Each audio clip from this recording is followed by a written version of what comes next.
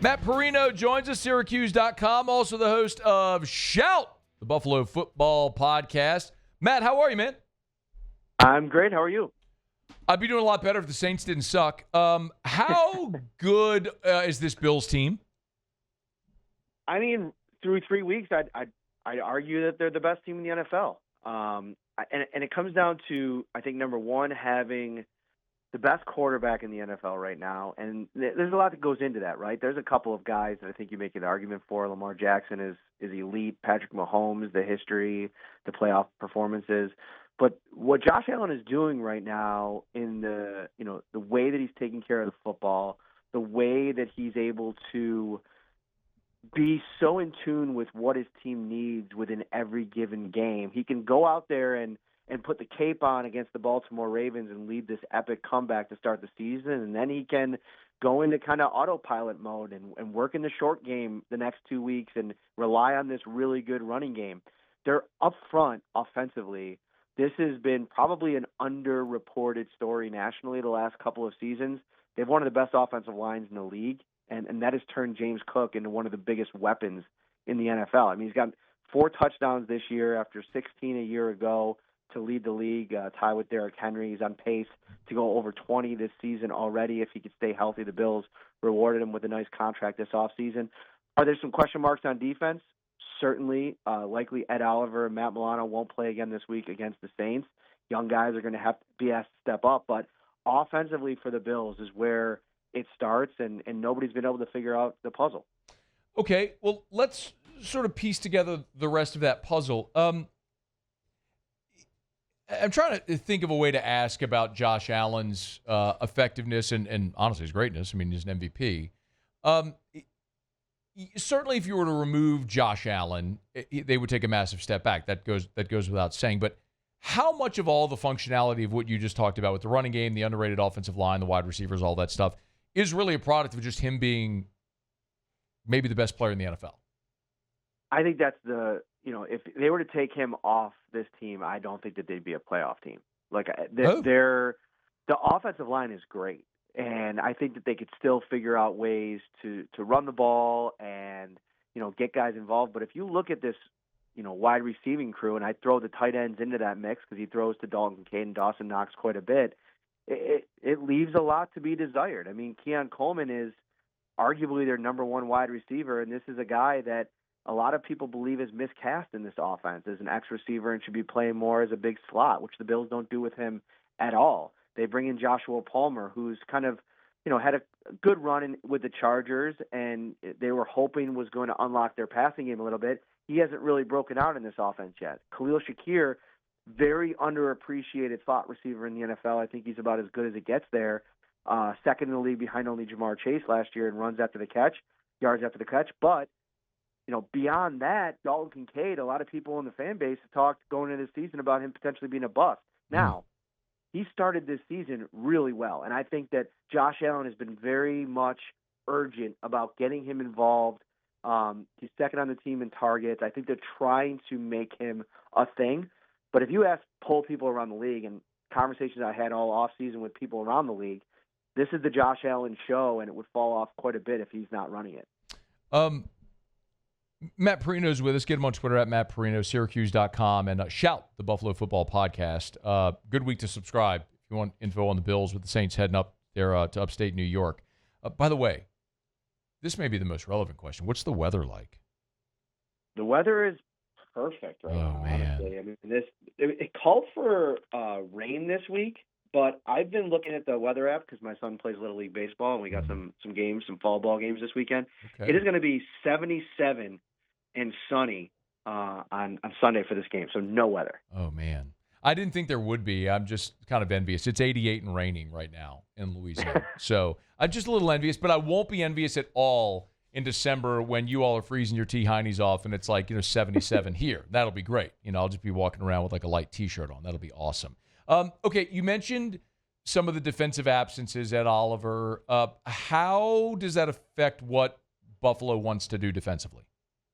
It affects a lot because it really ratchets up the expectations for their rookies, Deion Walker and TJ Sanders.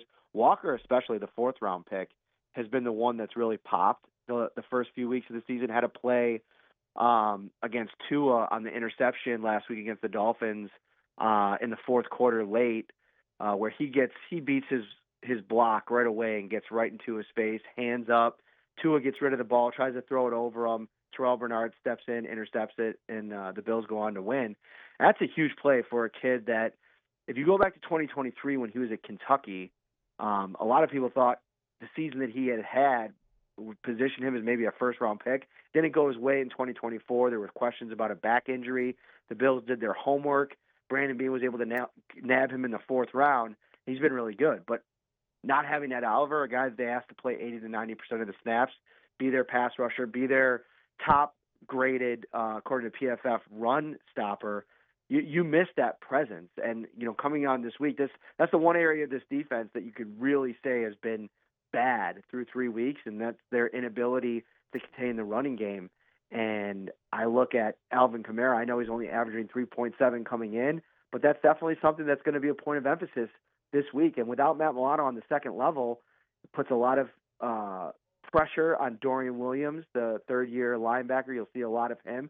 And then the secondary play hasn't been great. So it's a game where I think if you're a Bills fan, you're hoping that this defense can get right in a lot of ways.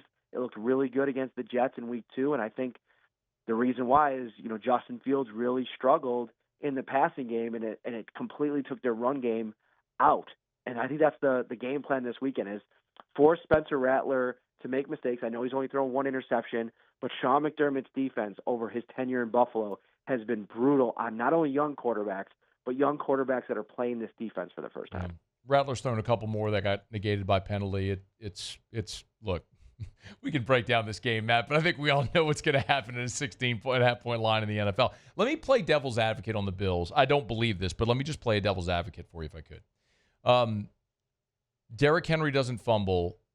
The Ravens win the opener. And then the 2 wins for the Bills are against the Jets and Dolphins, 2 of the worst teams in the NFL. And now they get the Saints. And then the Patriots. And then the Panthers. Do we really know how good this team is? That's a good question.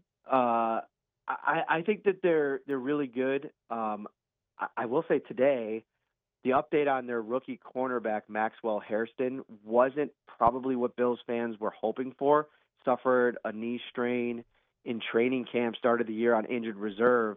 And, the cornerback play, even with Christian Benford, who they gave that big extension to this offseason, it hasn't been good in coverage even. I mean, we talk about the run game. Like, they've given up some stats to Lamar and then Tua last week. And that, to me, is the piece. Like, if the Bills can't play from ahead, sure, they showed in week 1 that they can come back. But, they had to play from behind against the Chiefs in the playoffs last year. And in the end, they didn't have enough. And they didn't go out and add any game-changing weapons on offense. This is pretty much the same offense as last year, except Amari Cooper and Mac Hollins out and Elijah Moore and Joshua Palmer in. And I don't know if there's a guy on this offense not named Josh Allen and now James Cook that teams are scheming against, especially like the elite teams, like the Eagles, the Rams, the Chiefs, the Ravens. So I think it's a valid question. I think that, we won't really truly have a good feel on how good this team can be until they get some of the heavyweight fights later in the season. And even that, the Bills have a crazy easy schedule. Like, right. It was already, but now with Joe Burrow probably out for the season, you're talking about like heavyweight fights. It's the Chiefs and it's the Eagles, and they already have one with the Ravens in the rear view. Yeah. By the way, Matt, I don't believe at all that the Bills are questionable. I think they're awesome and should very well be the favorite in the AFC. I was just asking the question for the sake of conversation because talking about the Saints is not really very interesting. How about how important is Reed Ferguson going to be this week? Really important. I mean, that's to me where you have a game like this get real funky is if you have like a turnover on special teams. If he fires one over the head of the Bills' new punter that they signed after they cut Cam Johnston. They signed him, 33-year-old veteran, after cutting Brad Robbins after his pitiful Week 1 performance. So all eyes on Reed Ferguson this week in Orchard Park. I respect so much Matt being a pro and just taking that in stride and trying to give me a legitimate answer. I just wanted to ask you about the LSU guy. I love Reed. He's also a Yankee fan and a whiskey guy. So I think the world of Reed. So I just wanted to work in a Reed Ferguson question. That's all.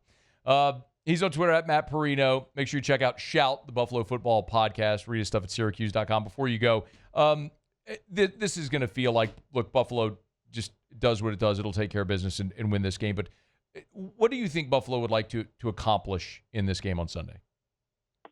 I think defensively to really be able to handle Alvin Kamara, there's still a sense of what he's been in this league for a long time. And I think that, they're going to say the right things. And, I know it's not Derrick Henry in that high-powered offense from week one, but being able to maybe limit Alvin Kamara's impact in this game is something that the Bills want to continue answering that question.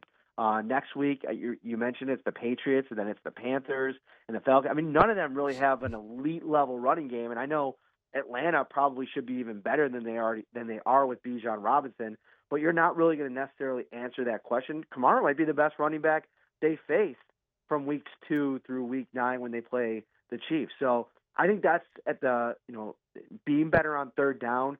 They gave up a ton of third and long. That's been an emphasis for Sean McDermott this week. It wasn't good enough against the Miami Dolphins, and that's going to be where they look to be better this week. I'll tell Kyle Williams you said hello. Buffalo legend. Oh, one of my faves, man. I love Kyle. He's great. We're glad to have him back in Baton Rouge. Matt, good stuff, man. Thank you for the time. No problem. Take care. Be well. Matt Perino. At Matt Perino, P-A-R-I. Wait. Hang on. P-A-R-R-I-N-O. Listen, I get it. Moscona, you don't think I get it? P-A-R-R-I-N-O. At Matt Perino. And Syracuse.com.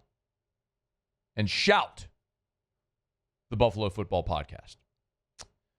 Good stuff, man. I appreciate that. It's just candidly very tough to try to have a conversation about the competitive nature of this game because nobody thinks it's going to be. Buffalo's maybe the best team in the NFL, and the Saints are maybe the worst team in the NFL. So what did both teams look to accomplish this weekend was probably the more interesting thing than actually what might decide the game. Hey, thanks so much for watching. Please leave your comments. I love to interact, and be sure to hit the red subscribe button below.